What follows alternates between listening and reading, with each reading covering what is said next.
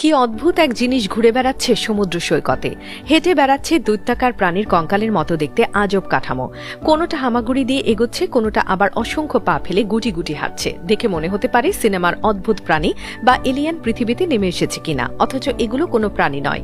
নেদারল্যান্ডসের সমুদ্র সৈকতে এগুলো এক ধরনের জীবন্ত ভাস্কর্য। এই ভাস্কর্যের নাম স্ট্র্যান্ড বিস্ট।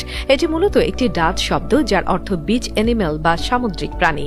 ডাচ শিল্পী থিও জ্যানসেনের সৃষ্টি এই বিশাল কঙ্কালের ভাস্কর্য। এটি এমনভাবে ডিজাইন করা হয়েছে যেন বাতাসের শক্তিকে কাজে লাগিয়ে স্বয়ংক্রিয়ভাবে হামাগুড়ি দিতে এবং উঠতে পারে। জীবনের নতুন রূপ তৈরি করার লক্ষ্যেই এমন অভিনব ভাস্কর্য তৈরির প্রতি আগ্রহী হয়েছেন বলে জানান এই ডাচ শিল্পী।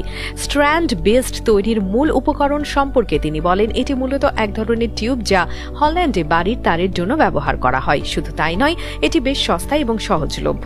প্রায় ৩০ বছরেরও বেশি আগে জ্যানসেন সর্বপ্রথম এই ধরনের অ্যানিমেটেড বা জীবন্ত ভাস্কর্য তৈরি করেছিলেন। সে সময় অবশ্য তার তৈরি ভাস্কর্য স্বয়ংক্রিয়ভাবে খুব একটা নড়াচড়া করতে পারত না। নেদারল্যান্ডসের পশ্চিমাঞ্চলে হেগ শহরের বিখ্যাত কুনিস্ট মিউজিয়ামে এই শিল্পীর তৈরি স্ট্র্যান্ড বিস্ট প্রদর্শিত হয়েছিল। তবে বর্তমানে খোলা জায়গায় কিংবা সমুদ্র সৈকতে প্রদর্শনের কারণেই সেগুলো স্বয়ংক্রিয়ভাবে নতুন রূপে অভিযোজিত হচ্ছে বলেও দাবি তার। জ্যানসেনের মতে তার এমন সৃষ্টি জীবনের নতুন রূপের নির্দেশক। জ্যানসেন বলেন, ওদেরকে শুধু দেখলেই হবে না, ওদের শব্দটাও আপনাকে শুনতে হবে। যদি আপনি আগে এদের কখনো দেখে না থাকেন তাহলে বলে রাখি, এরা দেখতে অনেকটাই কঙ্কালের মতো, যে কারণে ওদেরকে দেখে চলন্ত হাড়গোড় বলেই মনে হয়। এই বিস্টদের সবচেয়ে অদ্ভুত একটি ব্যাপার হচ্ছে এদের হাঁটার ধরন বাস্তবের আসল প্রাণীদের হাঁটা চলার মতোই। জ্যানসেন আরও জানান, আমি আসলে প্রাণীদের নিয়ে গবেষণা করিনি, আমি শুধু বুঝতে চেয়েছি হাঁটা চলার সবচেয়ে ভালো কলাকৌশল বা কারিগরি দিক কোনটি।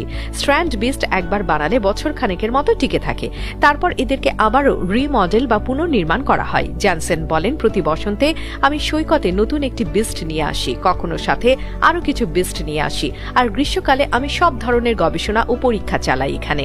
এক পর্যায়ে আমি বাস্তবের প্রাণীদের মতো এমন এক ধরনের জীবন্ত ভাস্কর্য বানাতে চাই যা নিজে থেকেই টিকে থাকতে পারে। ভবিষ্যতে আমি পৃথিবী ছেড়ে চলে গেলে যেন এরা নতুন প্রজাতি হিসেবে বেঁচে থাকতে পারে। আন্দাজ করা যায় থিও জ্যানসেন অন্তত শখানেক স্ট্র্যান্ড বিস্ট বানিয়ে ফেলেছেন এতদিনে।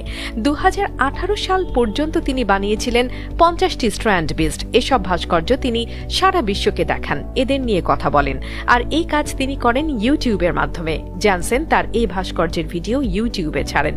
তিনি বুঝতে পেরেছিলেন পৃথিবীতে অনেক সময় তার এই ভিডিওগুলো দেখে স্ট্র্যান্ড বিস্টের ব্যাপারে জানতে পারছে।